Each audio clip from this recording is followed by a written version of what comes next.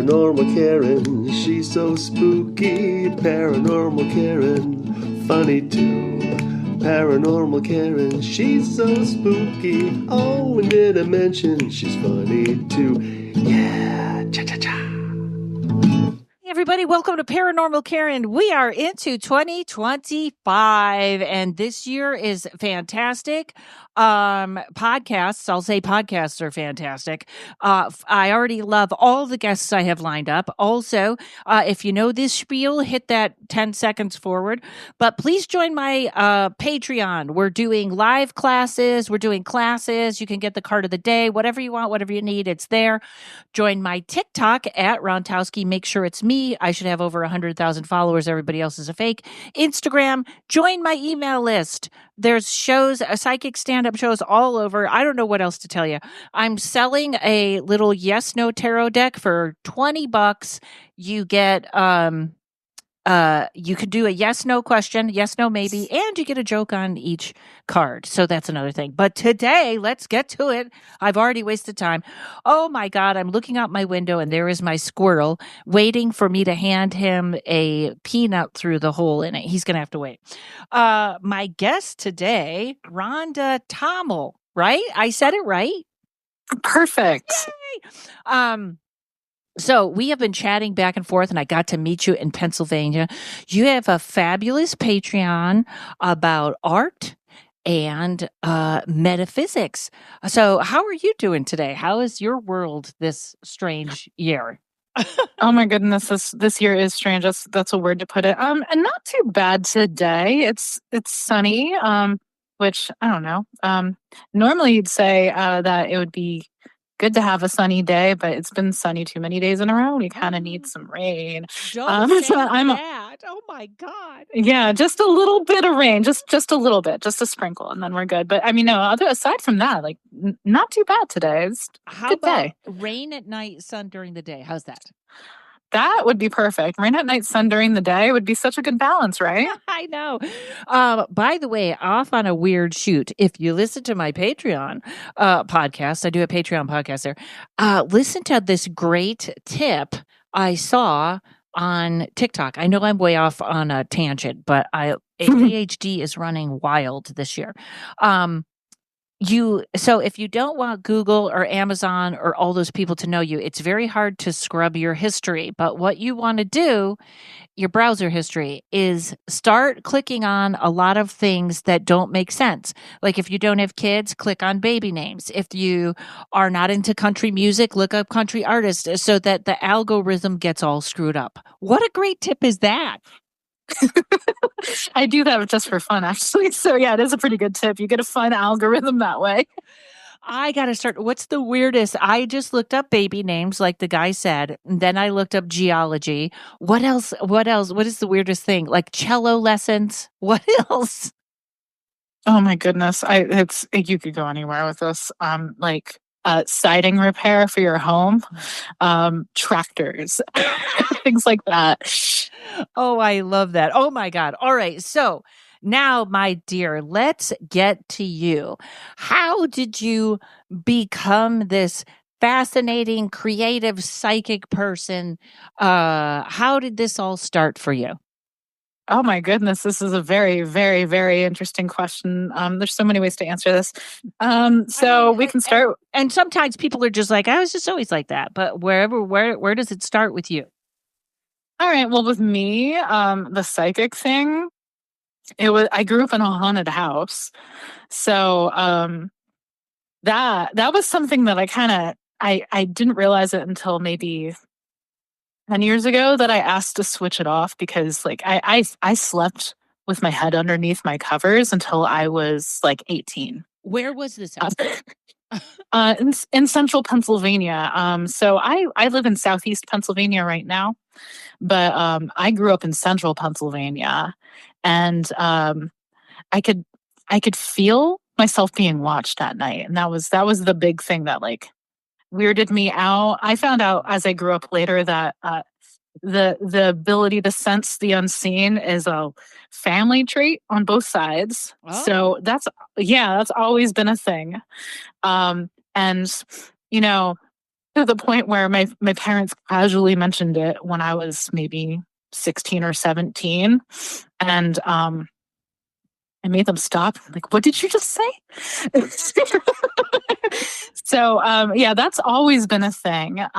But being an artist, an art educator, an art mentor, that was something that, like, the seed for that, like, I think all of us are born creative, and that school and societal norms teach us that we're not. They ruin So everything. Yes. they kind of do. And I think it's much larger than all of us or one particular generation. But that Yes. conditioning, yes, Mhm. the conditioning that you're not an artist, only special people are artists.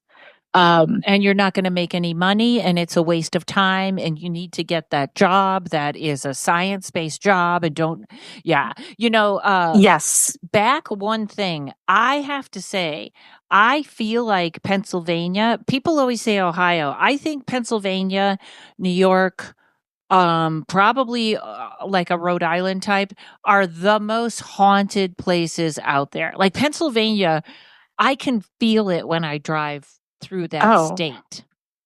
I think any state that has the Appalachians, all right, so like north of the Mason-Dixon, they call it Appalachia, but the rest of the rest of the states along this mountain chain call it Appalachia.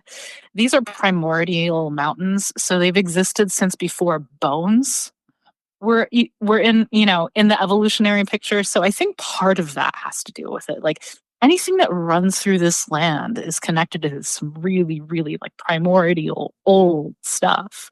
Yeah. And Gettysburg, then you put something like that on top of there, the Civil Yep. War, like Yep. wipe out Indians. Pennsylvania and New York have really kind of similar histories. Did Pennsylvania have the Underground Railroad also? Yes, it did. There are parts of the Underground Railroad that existed in the county I live in now.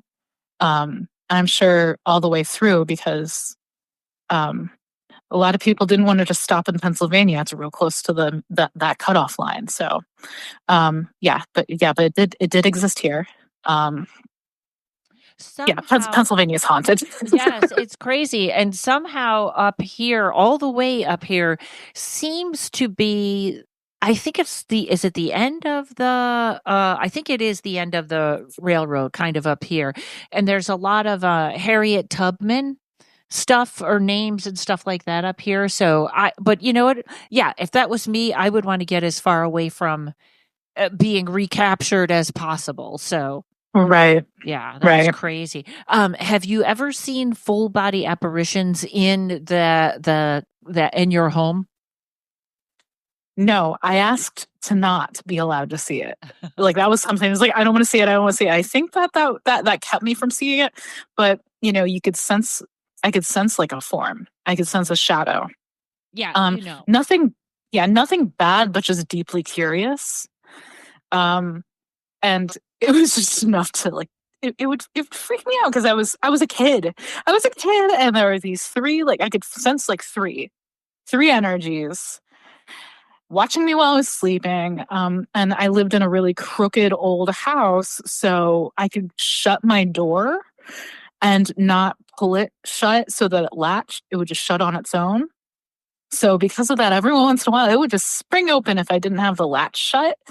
And I thought it was just me being silly until a friend came over and said, "Oh, there's three there, huh?" Oh,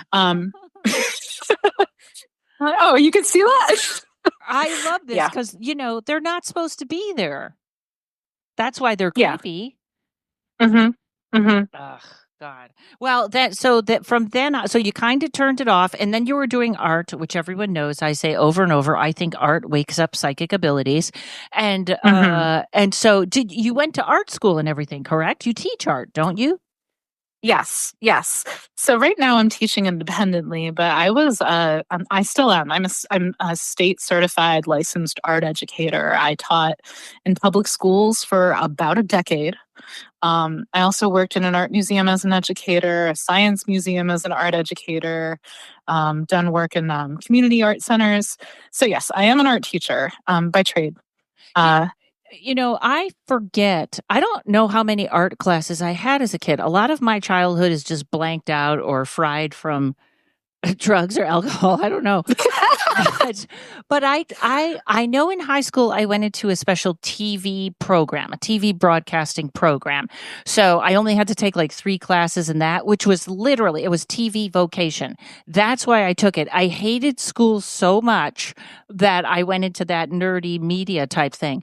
But I don't even remember a drawing class. Oh my God.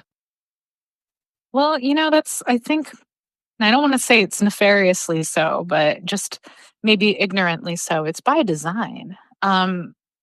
So you have, so what your story is so similar to so many other adults. I worked for administrators that their last art class was maybe 40 years prior to them interacting with me. Wow. So their model of what art education should be was based on what they experienced. Well, what kind of pathway can you inform with that kind of experience? And I say this knowing that we have some really phenomenal art educational theorists that come out of Pennsylvania in particular. Of course, I'm biased. I went to art school in Kutztown, and I like to say that I went away to art school and never came home. I did for like holidays and stuff, but like I've been living here for, I think this is about the year that I've been living in this county in particular for longer than the county I grew up in. Wow. So, yeah. And it really is. You talk about that whole thing about having us deny our intuition and deny stuff like that, and that's why I think art is part of it. And we still think of art as a hobby, and I am like, it's mandatory now. Yes, absolutely, absolutely, and that's a big reason why I do what I do. So like as a private art educator, therapeutic art coach, consultant, my goal is to help people remember, reignite their ability to create, innovate, and be curious. So to undo that school conditioning and that social conditioning, because when you make art, that act of creation connects you back to the cosmic. You're tapping in, when you're tapping into creative flow, you're tapping into the cosmic energy. You're transforming, the stuff from the ether that you can't touch or taste unless you have clair abilities, which everybody I think has, but they just haven't woken them up yet. You're transforming it into something that can be observed in our density, and then all of that helps you to remember how interconnected we all are. Wow. And how everything is. That was said fabulously. That was actually said perfectly. In fact, I'm going to go back and listen to it a couple of times because it's exactly what I try to tell people sometime when I read for them. So when this is a really kind of weird question, but it's like, I feel like, so I've been a little moody with what's been going on. And I was like, how do I express rage in a healthy way? And I was like, how do you do that with art? Where do you start? You start with presence, really.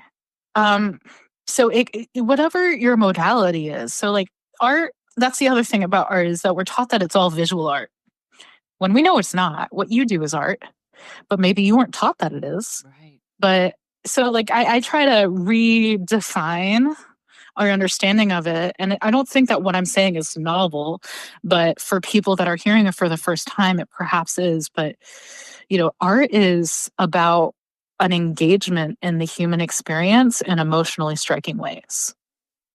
So whatever media that comes through, you're either trying to impart an emotionally striking experience on an audience member, you're trying to document something that is emotionally striking for you.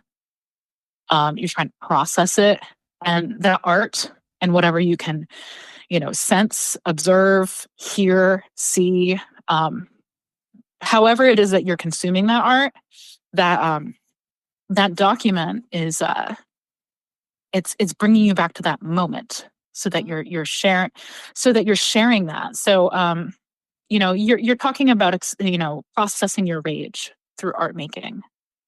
So then, whatever modality you want to use, as you think about those things, you start by like let's say if we're going with drawing, you could pull up something on my Patreon, hint, or honestly, you don't have to go to my Patreon. You can Google search it, you can YouTube search it. Look up mindfulness exercises. You could get a adult coloring or even a kids coloring book. It doesn't have to be for adults, and just go in the moment.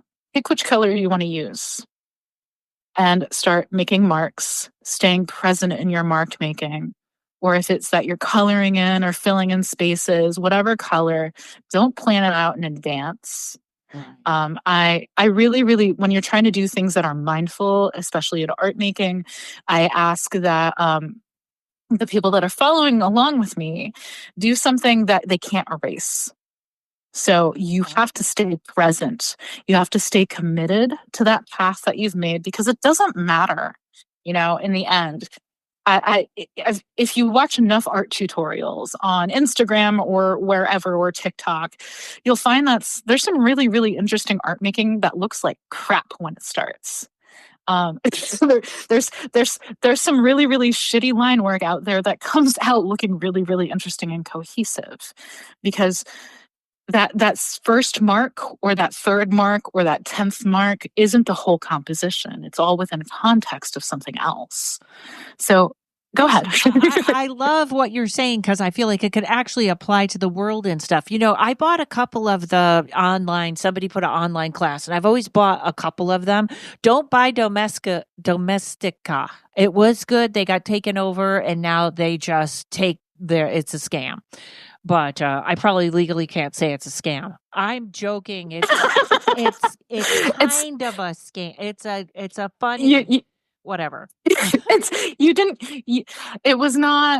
wasn't what you expected. It wasn't. It wasn't. I wasn't expecting art to be running away with my credit card, but I got my money back and others didn't. So maybe, yeah. So I take all that back. That's all a lie. But it's so interesting what you say about it being permanent, because I use, Procreate and the Apple Pencil a lot. And that is making its own circles for you. It's erase that layer, start that layer. I think there's something beautiful in what you said of you just have to do it right. We're going to take a break and we'll be right back. Hi, everybody. Do you love everything paranormal, supernatural, or otherwise spiritual? Well, of course you do. You're listening to Paranormal Karen. If you like some humor sprinkled into your morning commute or wherever you listen to your podcast, we don't judge. We've got the most fantastic paranormal podcast for you. I'm Dana. I'm Matt. And I'm Megan. We'd love for you to join us at Supernormal on YouTube or wherever else you get your podcast fix. Trust us, it's weird, it's wild, and a whole lot of fun. I'm not weird, you're weird. Folks, we'll drift this back to spirituality, but I'm fascinated with art, and I think I wish I had taken art, something to do with art or photography when I was younger. Not that it's too late, but I love learning about this. So the line drawings seems to be the number one thing to do where you don't pick up your pencil, and that can end up being really cool. I took a class on how to paint faces with confidence. And you're exactly right. They're not exact faces, but they're faces, And on TikTok, there's someone that draws literally a scribbly circle. It's all scribbly and it has eyes and it's an animation and it's fabulous. And it's something where you go, that's so simple, but I didn't think of it. And they do such a great job with it. I once watched a video and the guy said the best art tip he ever got was to draw the same thing every day for a year. So he picked I think it was an ibis bird, and he would draw it and draw it and draw it. And then as he got bored, the ibis would have a hat. And then the next time the ibis would be rowing a boat. And so by the end of the year, like just having that one place to start really became, I think it turned into a political cartoon. I love that. Yeah. Yeah. So we should be doing it every day on paper, right?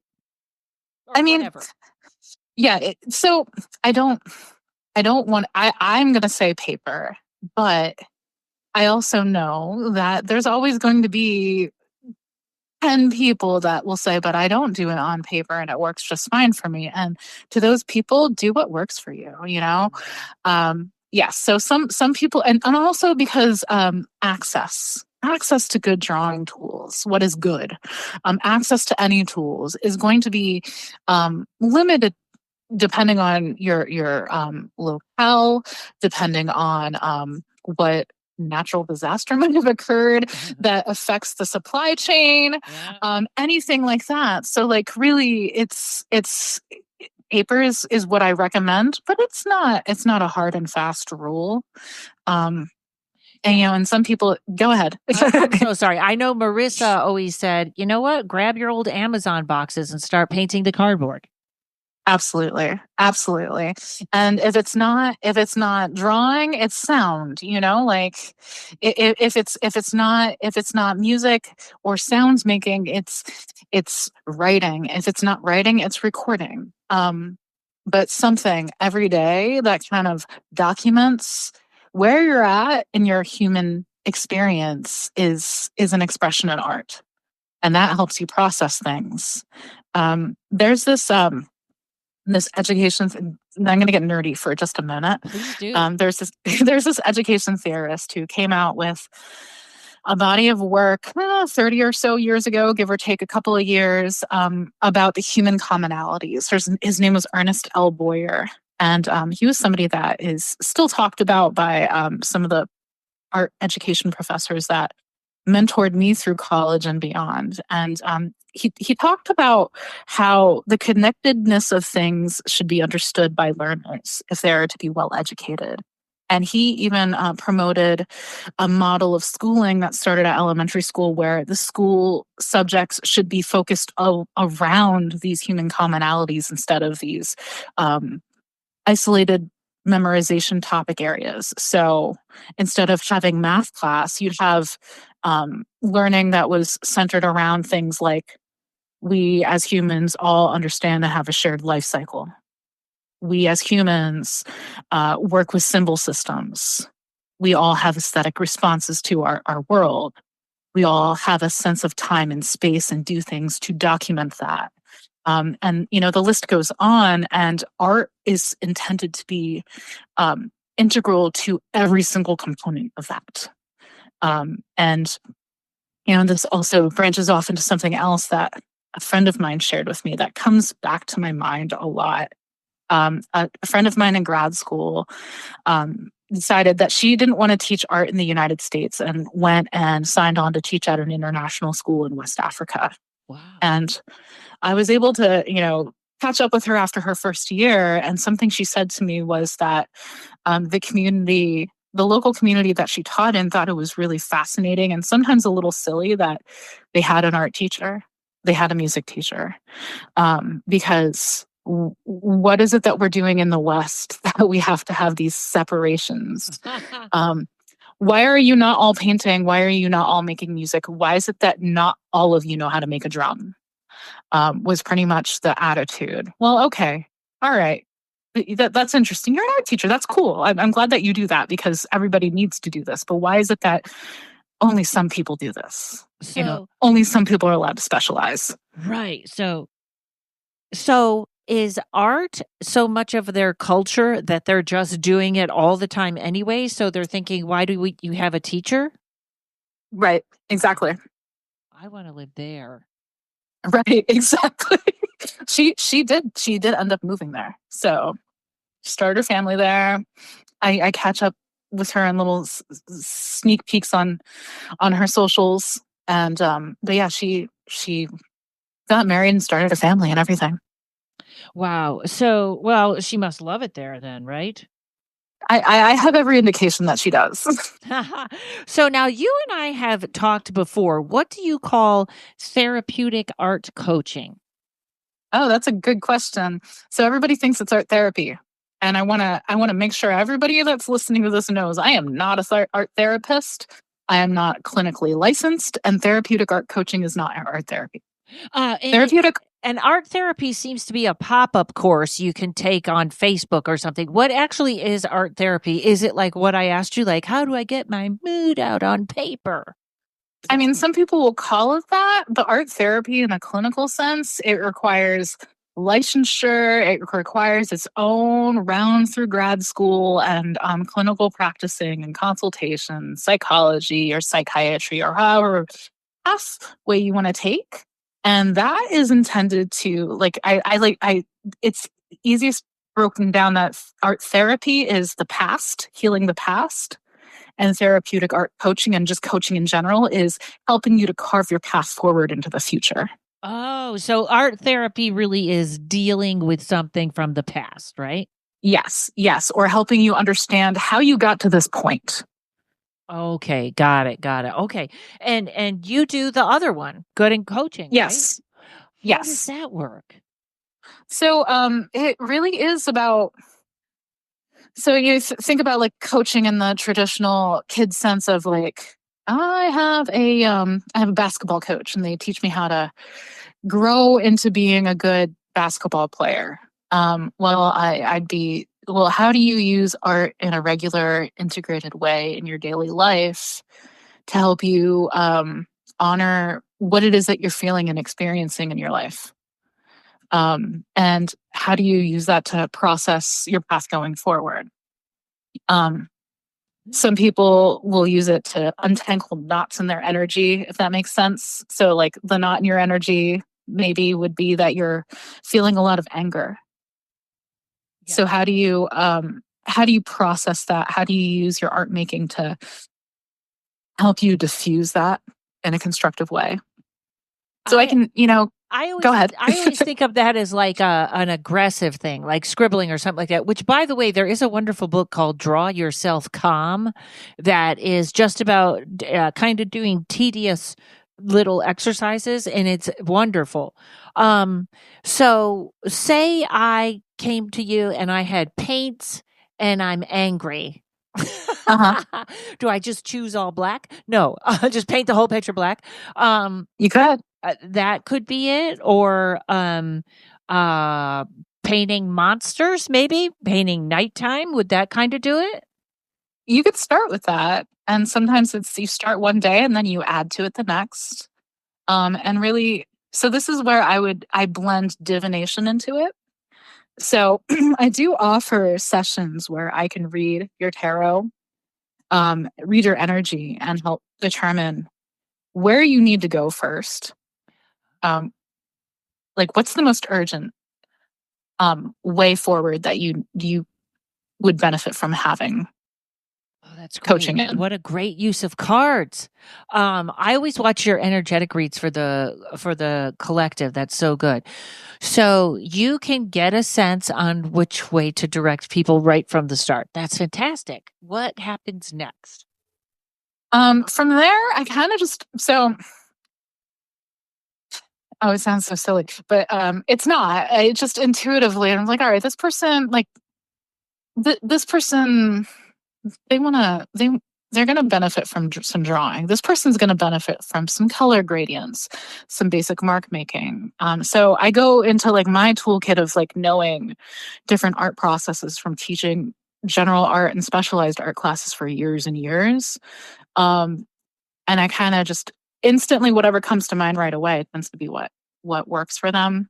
There's also some like more deliberate techniques. Like there's one called neurographic drawing, where you're to put it really generally, it's loopy crisscross pathways, and you heal those intersections of your lines with additional like filling in, and then you fill in the empty spaces in between your lines with color or marks. There's entangling, which is also like another it's like doodling but deliberate. So it all depends also on that person's comfort level. And interestingly enough, I love doing this, but it isn't a service that a lot of people book yet. I know this is going to be something that it's going to be wanted soon. But yeah, it's not something that people book yet because they're shy. They were told they're not artists. Well, I don't know. Or I'll have a tarot client because you can just book me for that, and I'll say, if you want, I can offer you an art prompt. I know that's a separate session, but I can give you something simple or direct. And they're like, it's okay. It's okay. Yeah. Yeah. Like, have you seen the Mr. Burns from Simpsons, that meme? You have to do the shadow work too, not just eat shrooms. Boy, is that I think I did see that, but boy, is that a right? Yeah, that's funny. Yeah. So it all depends on what comes up, what the interaction kind of eases out. And it feels a lot like when I had high school students and they would say, Mrs. Tomel, I don't know what to do next. And it was just really interesting working with kids that were still like they weren't fully conditioned yet into thinking that they weren't artists anymore. At least by the time they got to me, and I didn't let them graduate from my class without at least honoring that they had those abilities and that those resources within them. Or like, this looks bad, I don't know what to do, or is this good? And kind of just every interaction was something different because they all needed something different. That's so funny. It sounds so nurturing. And I don't remember anything like that when I was in school at all, even in other classes. I remember I liked my nutty science teacher. And for some reason, we were supposed to write an essay. And I wrote that giant bugs were taking over the world. And I think she gave me an A. So she was my favorite. I love a good science teacher too. I had a really good science teacher too out of my group of science teachers, and he's amazing. Anyway. Yes. So when people call you for the coaching, when they sign up for it, is it like a couple of weeks long? Is it one session? What happens?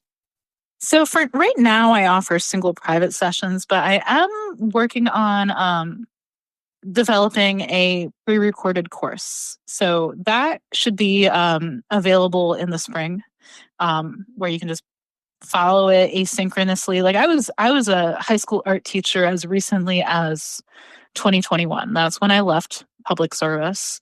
So I taught through the pandemic, and it kind of gave me some practice, and in offering asynchronous online coursework. So the idea is that my way of teaching, the way that worked when the students were able to sign on, was the theory, the instructions, the tutorials are all pre-recorded and uploaded. And then our actual class session was for you to ask me questions or work alongside me or talk, so that the classroom was considered a lab or a workplace, and that your homework was to watch the demonstration. Your homework was to read the requirements of like, what is it that I'm challenging you to do and in what order? Or what artist are we looking at for this inspiration and so on. So this course that I'm developing, I'm going to start with a mini course in, just gratitude art journaling is where I think I'm going to start with this first time, because I want it to be accessible, because I know that, with my therapeutic art coaching, I'm only offering it to adults. I do offer some coursework, contract workshop stuff to the K through 12 audience, but that's a different thing that I do. But if you're gonna, book me privately, I prefer to work with adults, just because I understand like the parents are particular about how their children are interacted with. So I totally understand that. It's just a lot easier to that's a tough thing right now.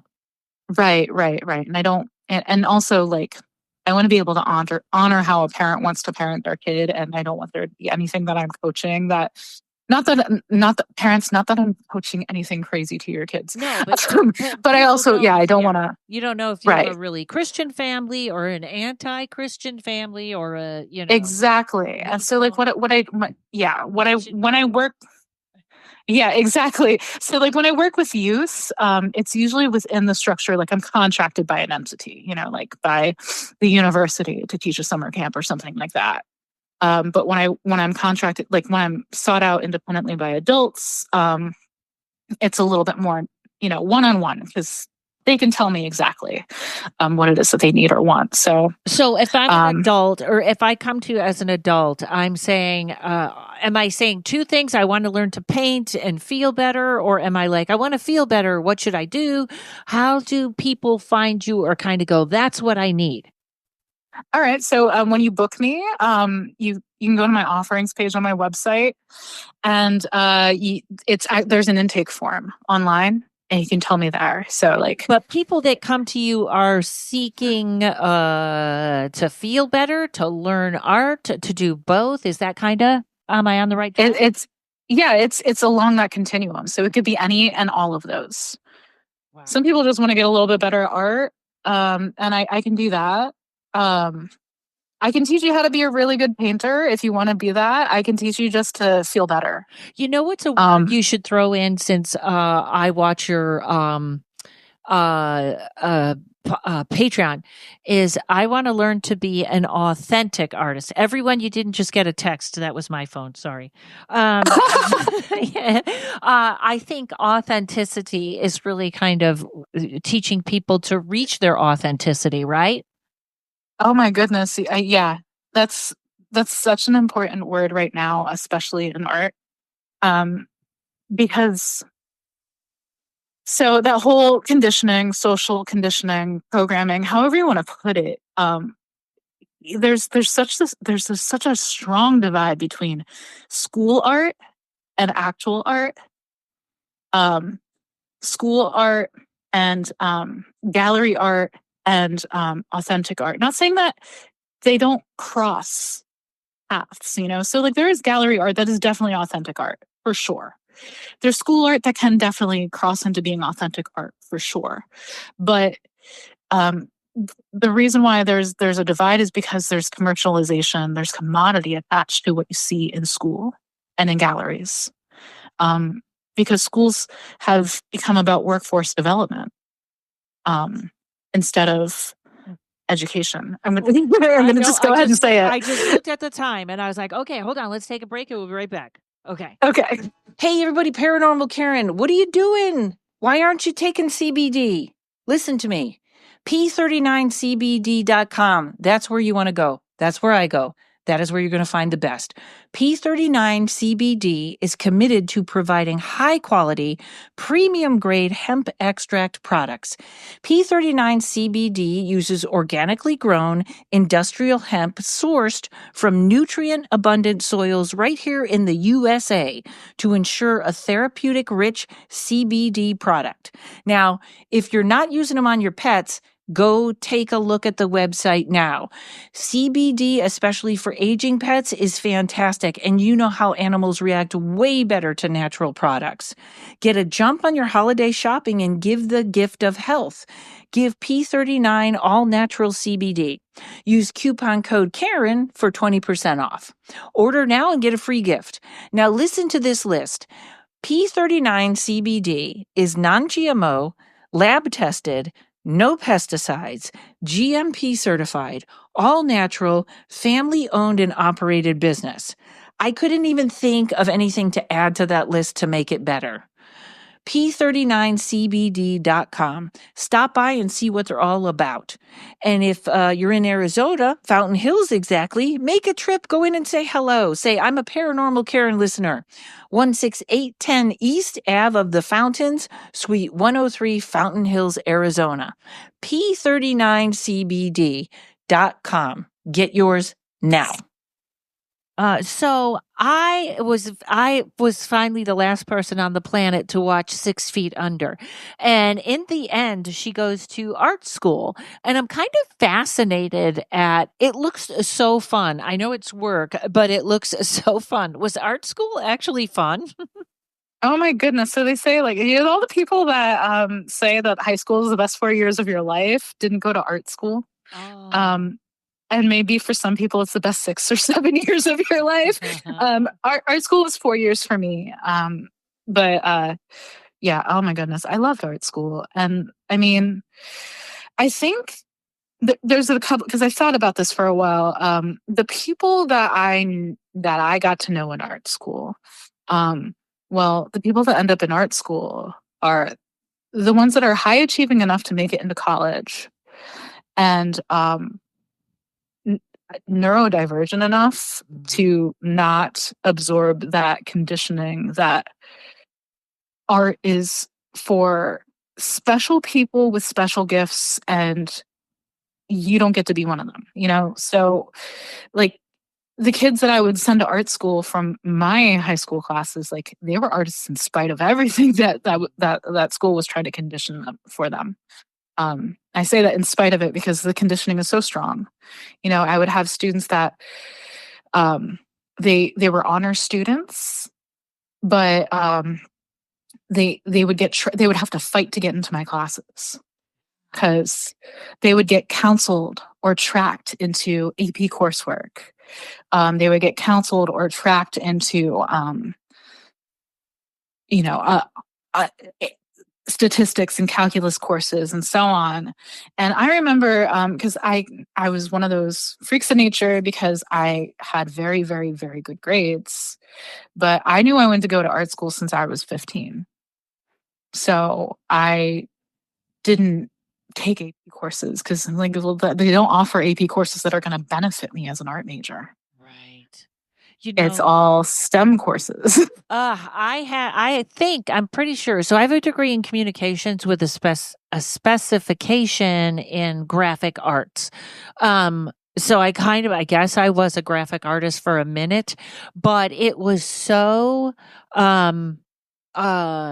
advertising. It really was. Yeah. But it wasn't. It was like, how do you push this point? Or your client wants this. So there was nothing kind of smoothish about it, But tell us now more. Actually, go to your metaphysical in your readings. Tell us more about that. And then we'll get into how they come together, especially on your podcast. How's your woo-woo? How's that? That's a t-shirt. How's your woo-woo? Oh my goodness. Is it? If you should just made it. All right, Karen, sell that t-shirt. How's your woo-woo? Ask me about my woo-woo. Sell it at your shows. Yes. Mine's good. It was just at the doctor. No, so metaphysically, that's interesting. So I've been reading tarot since early 2000s. I was gifted a tarot deck by somebody who could read intuitively. And I was always one of those people that I looked it up. I looked up the meeting. I still have the book somewhere on my shelf here, Tarot for Dummies. You remember the For Dummies books? Yes. That book was really good, actually. And I would look up the meanings of all the cards. I would pull the cards. I'd try to learn it. I'd journal out what I was learning. And then I put it away for a while. And then, in the mid 20-teens, I started reading a little bit more intently again. So it's been ongoing for a little over 20 years now for me. But then when we were at home during lockdown, I was reading every day for myself. And all of a sudden I realized I wasn't looking up the meanings anymore. And then I realized this entire time I didn't need to look up the meanings. I just didn't trust myself. Right. And, I have to say, those dummies books can be really, really good. And I They are, I think that exactly how you described it. I think for people that are like, I don't understand tarot, teaching them, which is what my class does, that basic 1, 2, 3. This means, this means, this means. Now, how do you sort of merge that all together in one? So I bet that book is good. In fact, weirdly, you just inspired me to look for ruins for dummies. I want to start reading ruins. You should probably do it. Yeah, it's probably a really good book. Yes, exactly. So, and I love when you show up at the lives where we all read for each other, because you're so good, and everybody has such a good time, and so I love seeing you there. That was a quick weird plug for my lives. You could say, you should all, you should join the Patreon and come to the lives. It's so much fun, even if you're not a reader. I'm telling you, I'll read for you. I have a great time. Yes, and also you can sign up to Patreon for free. Sign up for her Patreon and my Patreon. Yep. We both have free tiers. Yes, absolutely. That's how you stay on top of it. So, but I love in the beginning how you put the two together. So tell everybody about the prompts that are on your Patreon and how it helps anybody trying to get started out of nowhere. So right now, like the prompts that I have on my Patreon are they're samplers. And sometimes they're in response to something that I'm feeling, but like I don't have a schedule. It's I really as the nonsense of this decade started to kind of unfold and take shape, I realized how much benefit there is to kind of releasing that iron grip of control on things. I haven't done it yet, but I totally agree. Yeah, I mean, I haven't done it all the way either. I'm still learning. But when it comes to the creative process, like creativity does not like to have a thumb pressed on it. So I love that. I feel like there's a middle ground there, because here's the thing. If I write a joke every day, then the jokes start coming better, easier, faster. So, and Maya Angelou, sorry, I guess I was reading it like she was on a list. And Maya Angelou, are you here? She said, I like to do the work so the muse are like, oh, she's still doing it. Let's help her. Oh, that's absolutely true too. That's absolutely true. So it's not about being lazy. So for sure, if you write something every day, if you draw every day, if you record something every day, the muses know that you're here to receive more, for sure. I love that the Greeks used to say, someone wasn't a genius, they were visited by genius. So anybody could be a genius at any time. It was that you were visited by genius. So artists or people were just working hard to get visited by genius. Isn't that cool?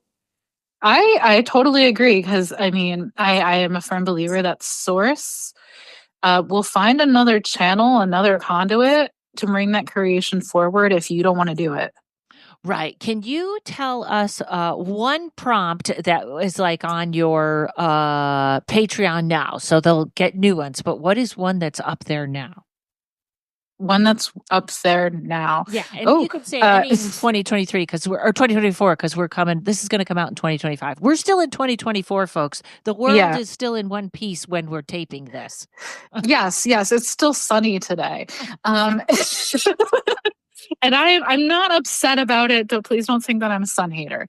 I need vitamin D too. But so one prompt that I have on my Patreon is so I call it like you're rolling the stones, like you're rolling the bones, which the whole which connects to rune reading and so on.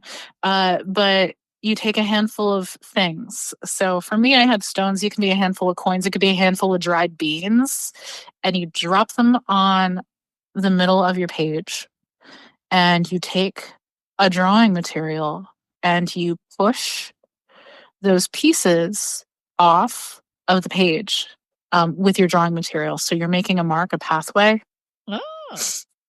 And that kind of, it forces you to be present, because you have to look at one, you're not marking up the thing. So like if you're doing it with like semi-precious stones or whatever, if you're a stone collector, if you're doing it with pennies or whatever, you have to make sure that you're pushing the thing, but also making a mark and then not marking up the thing.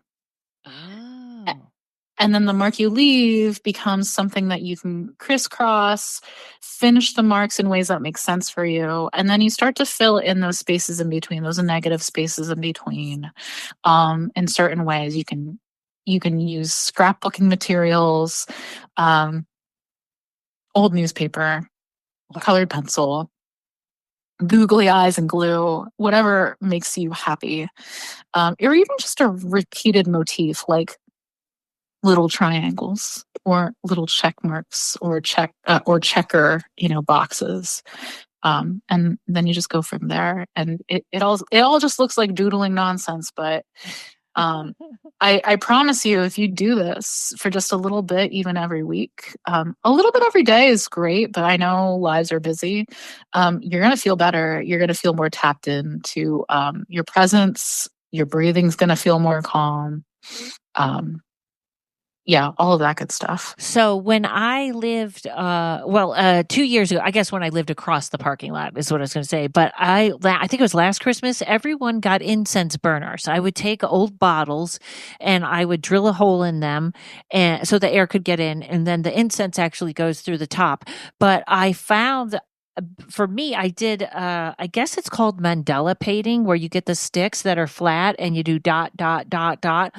And some of them came out really good, but I just did one for someone, and my sister was like, do you understand how much better these got and how good this one is just by the confidence? I see this guy that is so funny on TikTok and he pours the paint into the spoon and then he dribbles the spoon on the paper and he makes these crazy, like horrible monsters that look great because he's confident or he knows. I don't know that he knows more than anyone else, but it's that doing it all the time. This is what I do. This is my art, right? Yeah, exactly. And he doesn't care. I promise you, he doesn't care about whether it looks like crap. Right. And something I used to tell my students, and I'll tell any of you the same. It's going to look bad before it looks good. It's going to look bad before it looks good. I saw one that is it might be the same guy, but he took a clump of hair from a hairbrush and glued it to the page. Oh. and then painted over it and then painted eyes and a mouth and teeth and made a hair monster, and it was really gross. But it's really funny, and it looked like a monster. Like if you put it on really, really nice stationery and put it in one of those plastic sleeves and put it in the Hallmark aisle under the funny greeting cards, somebody would spend $8 on that thing. That's funny because also I'm totally trying to size down because someday I'm going to just get in the car and go. So I'm down to my best clothes, throwing out the junk so that I can just have a few things and go. So I still get that, don't make anything big or whatever. Why not? Who cares? You can throw it away. But it's funny that you say that because everything to me still goes into what is that going to cost? Do you have space for it? You know what? If you were a great painter and you didn't feel like selling your stuff, you could leave it at an animal rescue and let them auction it off. You could leave it at the Salvation Army and somebody would like it. So I got to start doing more bold things like that.